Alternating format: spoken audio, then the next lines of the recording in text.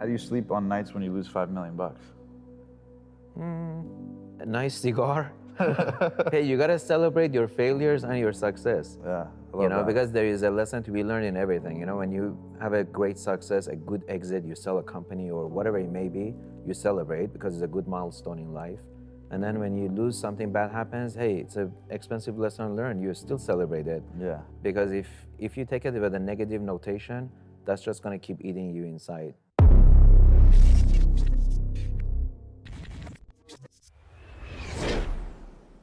Destiny takes you different paths in life, right?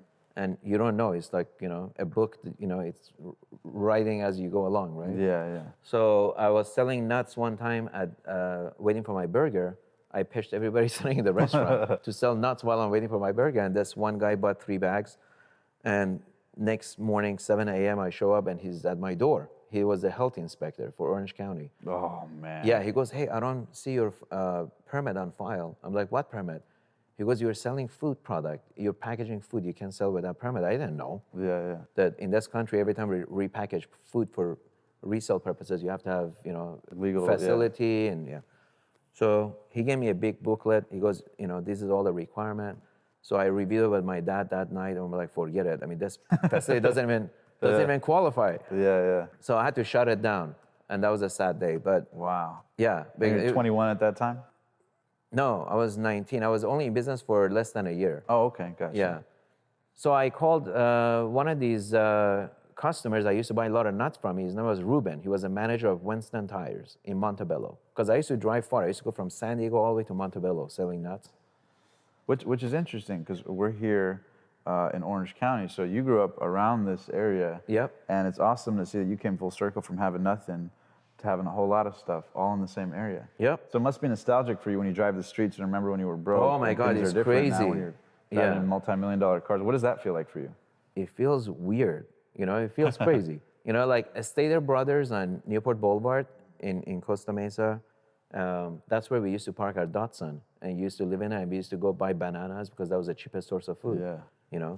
And sometimes I drive by there, I'm in my Bugatti or my Rolls Royce. I'm like, fuck, still there, but I'm not there anymore. Oh man, that's you gotta amazing. keep moving. Yeah.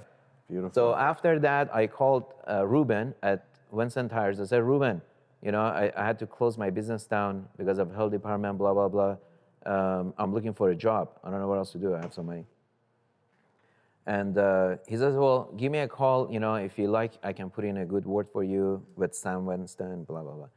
So that night I went home, I told my dad, so I'm thinking to go work for a tire company, because I have some money saved, but I don't know what to do with it, right?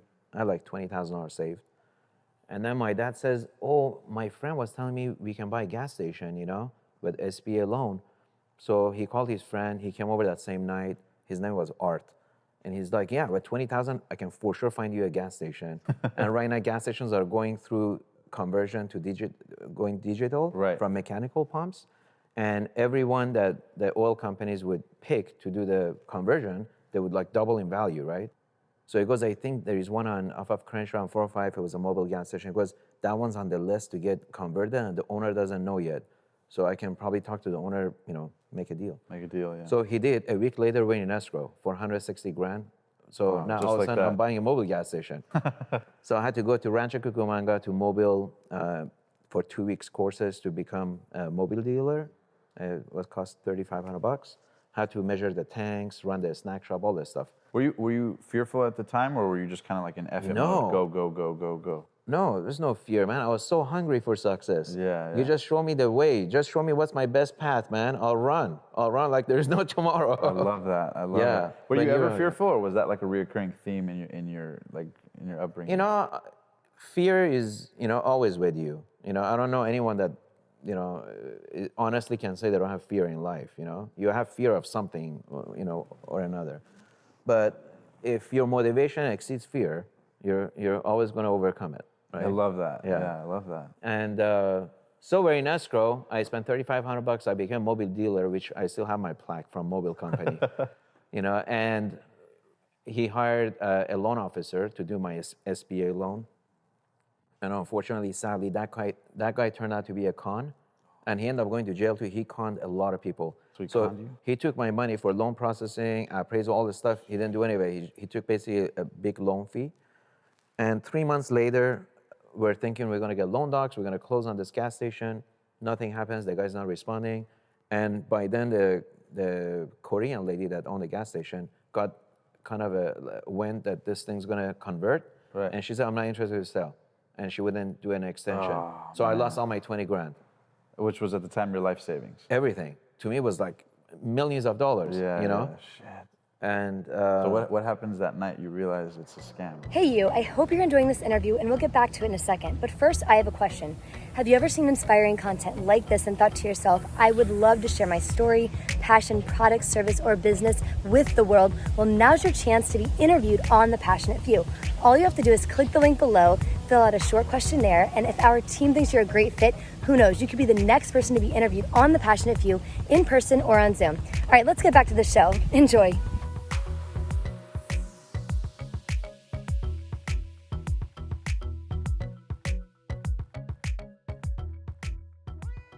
so I'm like 19 years old. I'm like, fuck, what am I? So I called Ruben. I said, okay, that didn't work.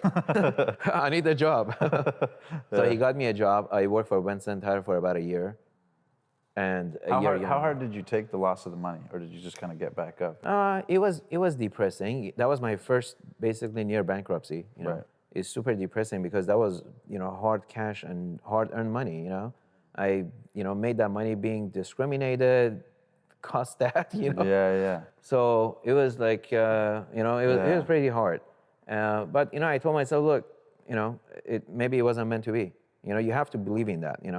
If you put the effort, you put everything, good intentions, you put the hardest you can, and it doesn't work out, there's a reason for it, right? There is something better waiting for you. I love that. That's what I think. And for the audience listening, I think it's important for them to internalize that. Yeah. So what you're saying is too that sometimes like when things don't work out, instead of like the the natural stuff like, oh shit, oh man, it's fine. Like, okay, what's good about this? Or Yeah. maybe there's a long-term blessing here, right? Absolutely. Yeah. And that's been proven to me over and over and over. And at bigger and bigger and bigger levels, right? Yeah. Because I'm sure there's, now you're at the stage where you're dealing with tens of millions, if not hundreds of millions of dollars worth of real estate. I'm sure there's been times where you've lost millions of dollars at a time, no? Yes. Yeah, I lost, my biggest one was $5 million on a high rise. I lost when I lost single tenant, which was Boeing, Yeah. Boeing subsidiary was my tenant. Yeah. In Clear Lake, NASA. How do you sleep on nights when you lose $5 million? A nice cigar. Hey, you gotta celebrate your failures and your success. Yeah, I love that. Because there is a lesson to be learned in everything. When you have a great success, a good exit, you sell a company or whatever it may be, you celebrate because it's a good milestone in life. And then when you lose, something bad happens, hey, it's an expensive lesson learned. You still celebrate it. Yeah. Because if you take it with a negative notation, that's just gonna keep eating you inside, and it's gonna limit your upside. And it's going to reinforce the negativity. Exactly. Yeah. I love Yeah. that. Okay. So from there, you start doing well. And like, where is it where after the loss of the money, where you start to sort of build yourself back up? I know you get the job at the Winston Tire. Yeah, so I got the job at Winston Tire. I worked there for about a year. I got promoted to manager. And of course, the commute was a lot. We used to live in Garden Grove, and I used to drive all the way to Montebello. And then as I surround myself with more successful people, and that's a big secret to success as well. You're a product of your environment. So always, find new friends that are older and more successful than you. So I was like a sponge, learning from people around me, right? Yeah. So I met this guy, and he drove a convertible Porsche, and So you're like, I like you. I'm like, wow, I want to have a Porsche. Yeah. I said, what do you do? He goes, I own a mortgage company. And I'm like, oh, okay, what do you do? Loans and real estate? And I'm like, okay, cool. So I told him I work for a Winston Tire company, but he liked my, my attitude, my motivation, my energy. He goes, hey, why don't you come, do loan processing for me? I said, all right. So I got my real estate license. I worked for him for 5 or 6 months. And then I realized how much money you can make in loans because I was processing them. I see how much checks, commissions you were getting on each loan. And then I tried to open my own mortgage company. I realized you need a broker. So I met another guy through the circle that he was a broker, but he was not as motivated. Yeah. Because he rich parents. Yeah. But he was a broker. So I'm like, hey, Mark, why don't we open a mortgage company? I don't have a broker license, but you do. We'll go 50-50. He's like, okay. So, but I was the go-getter one, mostly. And how old are you at this time? Early 20s? I was 21, I think, at this point. So I was 21. 92 is 21. 92 is when I got my license. And your goal the whole time is like millions. I got to become a millionaire. Oh, yeah. Yeah. From day that one. mansion, palm trees, and those convertible cars. That's wow. And, always and been. would you say your home now is very similar to what you drew back then? Very much. I have 11 palm trees in the house. King palm trees. It's double lot, huge curb appeal. And when you park those cars in front, it's just like that picture. I love that. Yeah. Then let me ask you this. Were you writing down affirmations? I mean, were you visualizing yourself? Were you writing down the goals? I mean, what did you do to ingrain it? Or was it just a mental thing that you It was always all fixated mental. on? I mean, although, the past 10 years, I've been writing my goals every day, daily, weekly, monthly, yearly. My goals, I actually have a spreadsheet I made 25 years ago of how much I'm going to be worth by the time I'm 67. I put all these numbers in there. If I make 10% a year, but this one house I have, I sell it, I buy 2 houses, and I use this formula, and it was really interesting. It's called the aftermath. And then there's another one, it's called actual aftermath. And I haven't done it for a few years, but for every year on January, I used to compare my actual aftermath with the aftermath I did many years ago to see if I'm on the right track. Wow, yeah, that's incredible. So, you have to keep your mind to stay on the right path. You have to constantly write your goals. You have to have some kind of Guide, parameter GPS. guide. Exactly. Yeah, because if you want to play $1 million level, it's different than a $10 million level or a $50 million level. And if your brain isn't tuned to that, it doesn't know how to take the next step actions, right? Exactly. Yeah. So let me ask you this: what would be your best advice to people watching this who might, see all of the, material, amazing possessions that you possess and the huge impact you've had in real estate, who probably don't realize it took you almost, 3 decades, 30 years to get here? What would be your best advice to them on how important it is to, write down goals, ingrain it in your mind, and get crystal clear? I mean, what advice would you give people out there looking for answers? Well, I would say, life is like a road trip, right? First, you got to find your destination. Where do you want to go in life? What makes you happy? To some people, this is not happiness. To some people, they want to, be a spiritual, travel, have just enough money where they don't have to worry about their rent, but they want to be free, a spirited travel, and they're happy. Trust me, they don't want it. You give them a free Bugatti, they don't want it. So everybody's different. Yeah. For me, all the material things, it was out of desperation because this to me was signaling that, I don't have financial difficulties anymore. And that was the big difficulty we had when we got here, But now falling in love with, cars and I have passion for them. I appreciate it. But the most important thing, find your destination, find out where you want to be in life, whether it's becoming a yoga teacher that makes you super happy, or you want to have your own company, or you want to have a massive amount of money where you can do a lot of charity events or travel or be on a Forbes billionaire list, whatever it is. Because I truly think anyone can do anything and be anybody they want in life as long as they're patient and they have a roadmap. What do you think most entrepreneurs do wrong? Most entrepreneurs, they make money and they don't reinvest it. They blow it, and then, economy is cyclical. When the business has a, dip, and they've bought all these Ferraris, cars, Lamborghinis, and they didn't reinvest, and they'll, hit a bad spot in financial spot. So financially, you weren't cashing out, when you started, and we'll get into when you started making good money in real estate, but you didn't start cashing out and buying luxury stuff right away, right? Or No. did you kind of? Were you patient with it, or what was your process? Yeah, my process was, with my investment, was always reinvest the money. It's like, buying a cow. You don't sell the cow, you sell the milk. And even when you sell the milk, you take part of the profit and invest it in a second cow. Yeah. And only with that 30% of it, whatever it may be, you go buy, iPad, iPhone, whatever you have. So my mentality was always reinvest, reinvest, reinvest.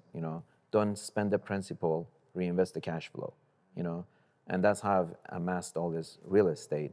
And I told myself, I said, hey, I'm gonna buy a Bugatti when I can buy 10 of them cash.